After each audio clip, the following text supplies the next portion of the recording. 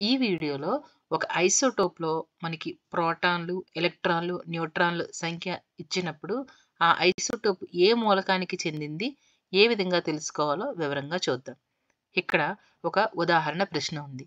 ఒక ఐసోటోప్‌లో 16 ప్రోటాన్‌లు, 18 ఎలక్ట్రాన్‌లు, అలాగే 16 న్యూట్రాన్‌లు ఉన్నాయి.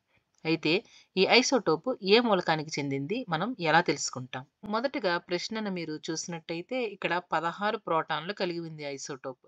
ప్రోటాన్ల సంఖ్య అంటే పరమాణు సంఖ్య అని మనకి తెలుసు. కావున పరమాణు సంఖ్య ఆవర్తన పట్టికను తీసుకొని 16 అనేది ఏ మూలకానికి ఉందో చూద్దాం. 16 అనే పరమాణు సంఖ్య మనకు సల్ఫర్‌కు ఉంటుంది. కాబట్టి సల్ఫర్ అని అనుకుందాం మూలకం పేరు.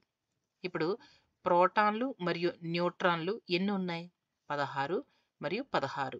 ప్రోటాన్లు మరియు న్యూట్రాన్లు సంఖ్య మొత్తాన్ని కలిపి మనం పరమాణు ద్రవ్యరాశి సంఖ్య అని అంటాం. అంటే ఇక్కడ 32 వస్తుంది కదా! 32 అంటే ఇక్కడ సల్ఫర్‌కు పరమాణు సంఖ్య 16, పరమాణు ద్రవ్యరాశి కూడా ఇక్కడ 32 సరిగ్గా సరిపోయింది. కానీ ఎలక్ట్రాన్లు 18 ఉన్నాయి.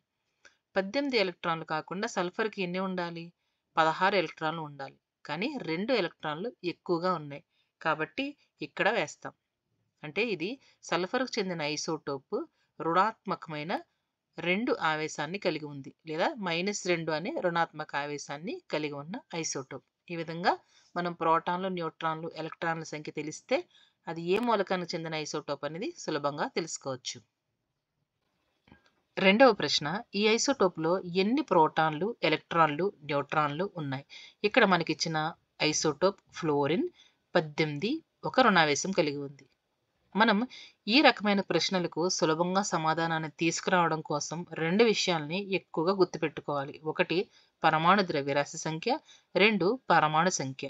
మనకు తెలుసు పరమాణు ద్రవ్యరాశి సంఖ్య అంటే అది కేంద్రకంలోని ప్రోటాన్లు మరియు న్యూట్రాన్ల మొత్తం సంఖ్య. మరి ఇక్కడ 18ని మనం పరమాణు ద్రవ్యరాశి సంఖ్య అని రాసుకుంటే అది ఫ్లోరిన్ యొక్క కేంద్రకంలోని 9 ప్రోటాన్లు, 9 న్యూట్రాన్లు కలిసిన సంఖ్య అది 18 అని వచ్చింది. దీన్ని బట్టి మనం ఇక్కడ ప్రోటాన్లు ఎన్ని అని తెలుసుకోవచ్చు? 9 ప్రోటాన్లని తెలుసుకోవచ్చు.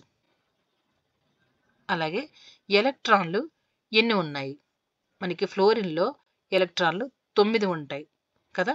దీనికి ఇక్కడ ఇంకొక ఎలక్ట్రాన్ ఉంది.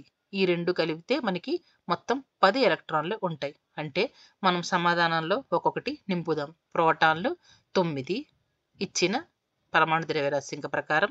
అలాగే ఎలక్ట్రాన్లు 10 ఎందుకంటే అదనపు రుణావేశాన్ని కలిగి ఉంది కాబట్టి 9 ఎలక్ట్రాన్లు ప్లస్ 1 ఎలక్ట్రాన్.